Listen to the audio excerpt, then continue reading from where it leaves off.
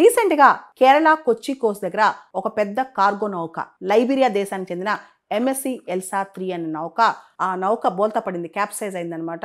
Ship రెక్కే జరిగింది. మొత్తం హల్ leakage అయిందా, హైసీస్ వల్ల ఇంబ్యాలెన్స్ అయిందా, మాన్సూన్స్ వల్ల ఏమైనా ఇంబ్యాలెన్స్ అయిందా, ఇవన్నీ పక్కన పెడితే హల్ లీకేజ్ అయింది, ఆయిల్ స్పిల్ కూడా జరిగిందంట.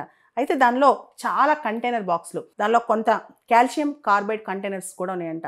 ఈ మొత్తం ఆ పెద్ద మహాసముద్రంలో తేలుతున్నాయి అన్నమాట. అవి పట్టుకోవడానికి కానీ క్యాచ్ చేయడానికి కూడా కష్టం అవుతుంది.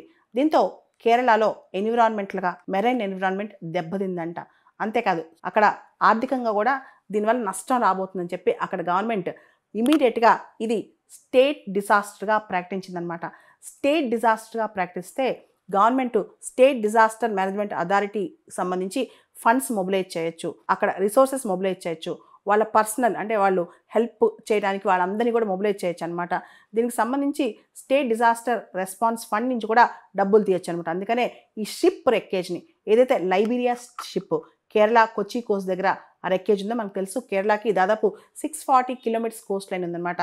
ఈ షిప్ రెక్కేజ్ మొత్తం చిన్న చిన్న మైక్రో ప్లాస్టిక్స్, చాలా దానిలో ఉన్న డెబ్రీ అంతా కూడా చాలా ఫాస్ట్గా మూవ్ అవుతుందంట సముద్రంలో. దీనివల్ల కేరళ కోస్ట్లో చాలా ఇబ్బందికరమైన పరిస్థితి వస్తుందంట. ముఖ్యంగా ఎన్విరాన్మెంటల్గా, ఎకనామికల్గా, సోషల్గా కేరళకి ప్రభావం పడుతుందంట.